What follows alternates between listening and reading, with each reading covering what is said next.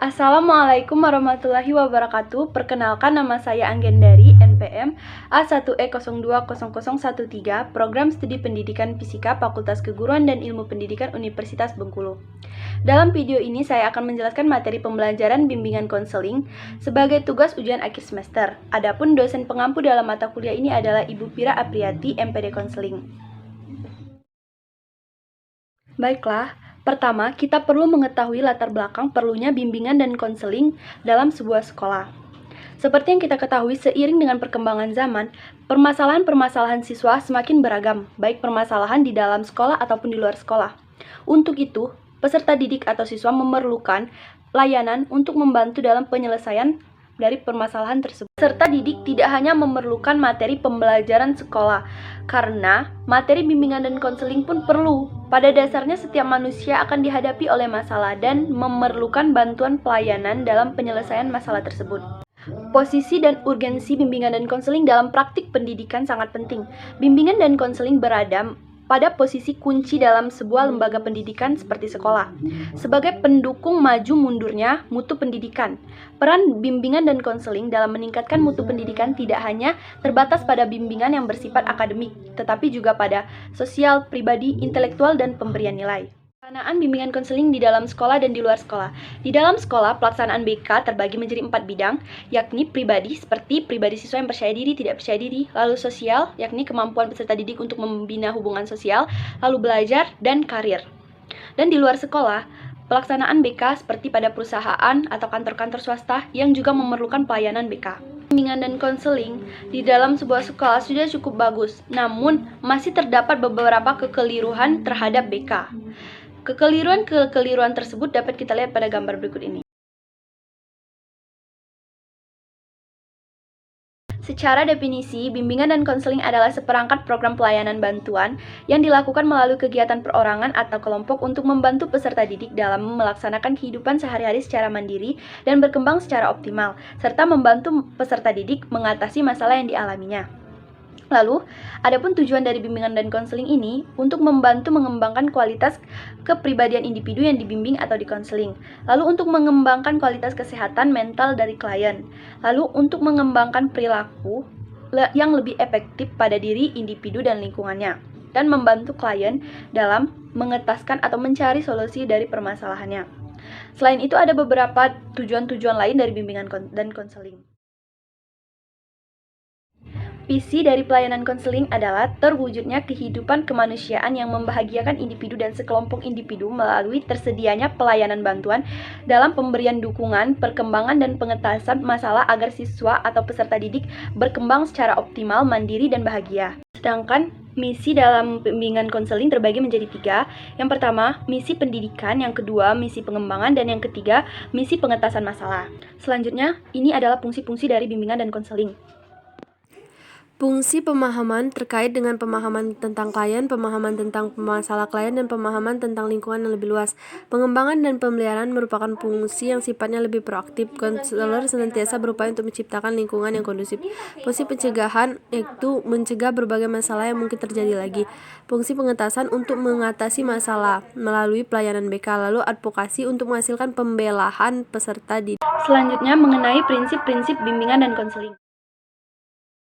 Yang pertama, prinsip yang berkenaan dengan peserta didik, artinya BK melayani individu tanpa memandang umur, jenis kelamin, ataupun status sosial. BK berurusan dengan pribadi dan tingkah laku yang unik dan dinamis. Lalu yang kedua, prinsip yang berkenaan dengan permasalahan individu, di mana bimbingan dan konseling akan berurusan dengan hal-hal yang berkaitan dengan pengaruh kondisi fisik atau mental individu terhadap penyesuaian dirinya di rumah, di sekolah, serta dengan kaitannya dengan kontrak sosial. Lalu yang ketiga, prinsip yang berkenaan dengan program layanan, yang artinya bimbingan dan konseling harus dilaksanakan dengan program yang fleksibel dan sesuai dengan kebutuhan individu serta sesuai dengan kondisi lembaga bimbingan konseling tersebut. Lalu yang keempat, prinsip yang berkenaan dengan tujuan pelaksanaan layanan, artinya bimbingan konseling harus diarahkan untuk pengembangan individu yang akhirnya mampu membimbing dirinya sendiri dalam menghadapi permasalahan yang akan datang berikutnya. Dalam penyelenggaraan pelayanan bimbingan dan konseling terdapat beberapa asas-asas yang digunakan. Berikut ini terdapat 12 asas-asas bimbingan konseling. Yang pertama, azas kerahasiaan.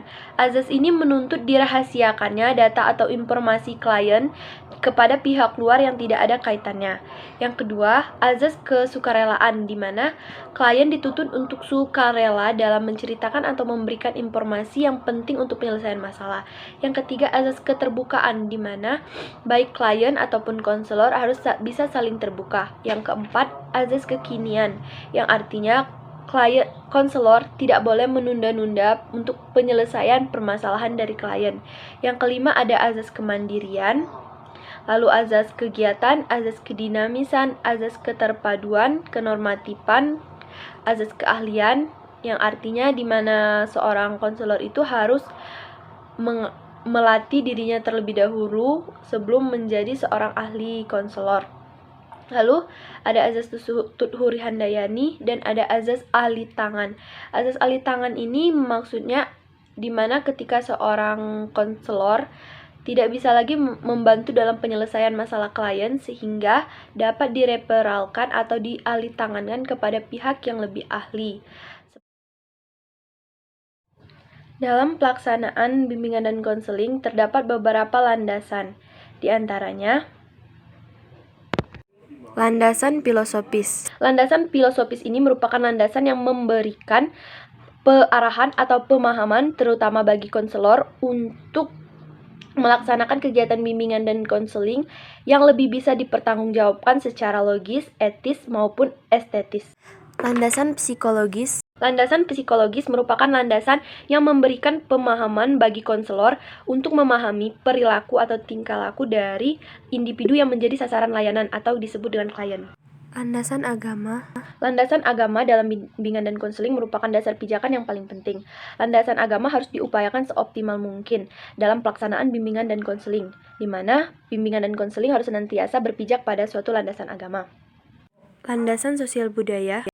Landasan sosial budaya ini merupakan landasan yang dapat memberikan pemahaman kepada konselor mengenai dimensi kesosialan atau dimensi kebudayaan sebagai faktor yang mempengaruhi suatu perilaku dari individu. Karena sejatinya seorang individu pada dasarnya merupakan produk lingkungan dari sosial budaya di mana ia hidup. Sering terjadi dalam suatu kegiatan bimbingan dan konseling perbedaan kebudayaan. Nah, untuk mengatasi hal tersebut, di mana seorang konselor biasanya mempelajari banyak budaya dan memahami banyak budaya, sehingga bisa memahami banyak perilaku dari macam-macam kliennya. Dengan saling memahami antar budaya, maka kegiatan konseling akan berjalan dengan baik. Landasan iptek. Landasan ini merupakan landasan yang membicarakan tentang ilmu dan teknologi, di mana semakin berkembang pesatnya ilmu dan teknologi, maka diharapkan bimbingan dan konseling akan semakin kokoh. Landasan pedagogis. Landasan pedagogis berarti bimbingan konseling itu identik dengan ilmu pendidikan, di mana tujuan bimbingan konseling itu sendiri memperkuat tujuan-tujuan pendidikan. Orientasi BK adalah pusat perhatian atau titik berat pandangan seorang konselor terhadap kliennya. Orientasi BK terdiri menjadi 3. Yang pertama, orientasi individu, di mana orientasi ini menghendaki seorang konselor menitik beratkan perhatiannya pada individu secara satu persatu. Lalu, yang kedua, orientasi perkembangan. Orientasi ini menekankan pada pentingnya peranan perkembangan pada diri siswa atau individu atau klien. Lalu ada orientasi permasalahan, di mana orientasi ini berkaitan dengan fungsi pengetasan dan pencegahan. Pengorganisasian kegiatan bimbingan dan konseling merupakan bentuk kegiatan yang mengatur cara kerja, pola kerja, mekanisme kerja dari bimbingan dan konseling.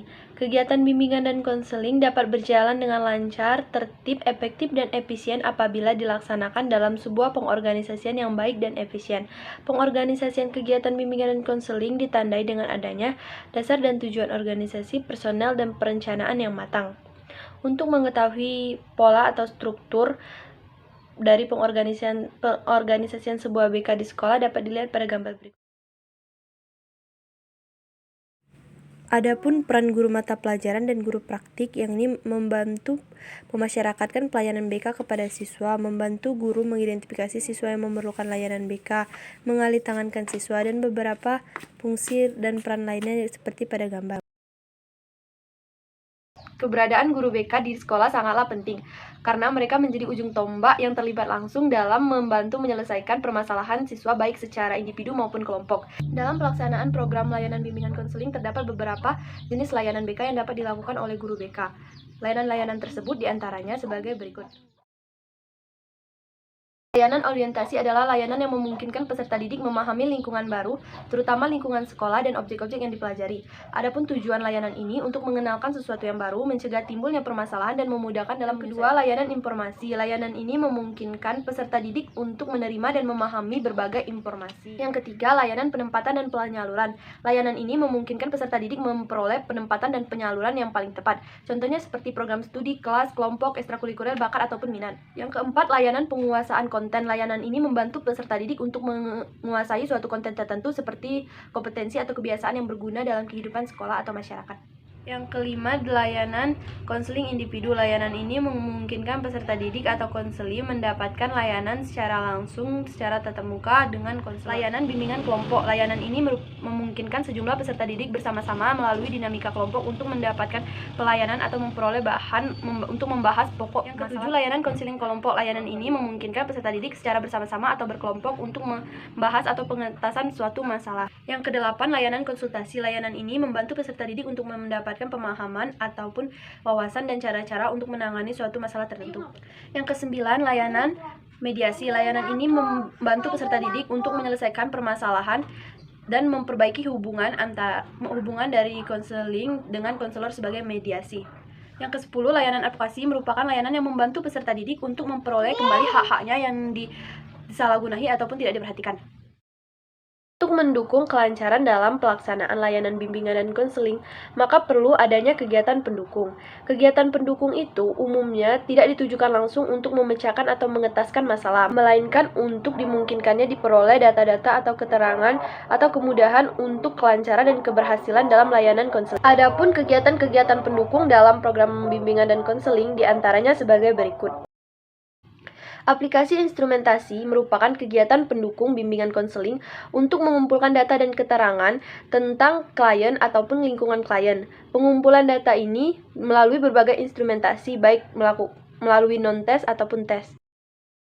Himpunan data merupakan format kegiatan BK untuk menghimpun seluruh data dan keterangan yang relevan untuk keperluan perkembangan peserta atau klien. Konferensi kasus adalah kegiatan pendukung BK untuk membahas permasalahan klien yang dihadiri oleh beberapa pihak-pihak terkait melalui sebuah forum pertemuan. Tidak semua kasus bisa mendapatkan atau layak mendapatkan konferensi kasus. Kasus-kasus yang tergolong berat bisa mendapatkan konferensi kasus. Beberapa kasus-kasus yang mendapatkan konferensi kasus seperti kasus masalah belajar, masalah sosial pribadi, ataupun masalah kelanjutan studi. Kunjungan rumah merupakan salah satu kegiatan pendukung BK untuk mendapatkan data, keterangan, ataupun komitmen atau kemudahan-kemudahan lainnya untuk pengentasan masalah melalui kunjungan ke rumah si klien. Kunjungan pustaka merupakan kegiatan menyediakan bahan pustaka untuk peserta didik dalam pengembangan pribadi, kemampuan sosial, kegiatan belajar, ataupun karir dan jabatan. Alit tangan kasus adalah kegiatan pendukung dalam BK untuk mendapatkan penanganan yang lebih tepat tuntas terhadap masalah yang dialami oleh seorang peserta didik atau konseli, di mana memindahkan kasus tersebut pada pihak yang lebih ahli, seperti dipindahkan ke dokter, dialihtangankan ke dokter, ke psikiater, ataupun ke ahli agama. Layanan format individu adalah format kegiatan BK yang melayani siswa secara perorangan. Format ini memungkinkan peserta didik atau klien mendapatkan layanan secara tatap muka atau secara langsung. Layanan format kelompok merupakan format kegiatan BK yang melayani sejumlah siswa atau peserta didik melalui suasana kelompok. Tujuan dari format ini membantu individu untuk mencapai perkembangan dan berperan untuk memunculkan motivasi pada klien dan mengatasi masalah lebih cepat. Layanan format klasikal merupakan layanan yang berfungsi pencegahan, pemeliharaan, pemahaman, dan pengembangan dengan upaya yang spesifik dan proaktif tanpa mengenal perbedaan ras, gender, agama untuk memenuhi kebutuhan pengembangan dalam bidang sosial, pribadi, dan karir peserta didik. Format lapangan adalah kegiatan bimbingan konseling yang melayani kepentingan klien melalui kegiatan di luar kelas atau kegiatan lapangan. Format jarak jauh adalah Format kegiatan BK yang melayani kepentingan peserta didik atau klien melalui media ataupun saluran jarak jauh seperti media elektronik ataupun surat. Format kolaboratif merupakan format kegiatan BK yang melayani kepentingan siswa melalui pendekatan kepada pihak-pihak yang memberikan kemudahan. Setiap siswa tidak terlepas dari berbagai masalah. Adapun masalah-masalah siswa di sekolah, diantaranya masalah akademik. Masalah akademik seperti keterlambatan akademik, kurangnya motivasi belajar, bersikap buruk ketika pembelajaran, ataupun sering bolos. Lalu ada masalah sosial pribadi. Masalah sosial pribadi seperti perundungan atau pembulian. Yang ketiga, masalah karir. Masalah karir seperti murid yang bingung untuk melanjutkan ke pendidikan ke perguruan tinggi ataupun berhenti. Yang keempat, masalah keluarga, seperti kurangnya kepedulian antar sesama anggota keluarga ataupun kurangnya pemberian motivasi dan semangat kepada siswa dalam sebuah keluarga. Materi selanjutnya mengenai konsep dasar diagnosis kesulitan belajar dan konsep dasar pengajaran remedial.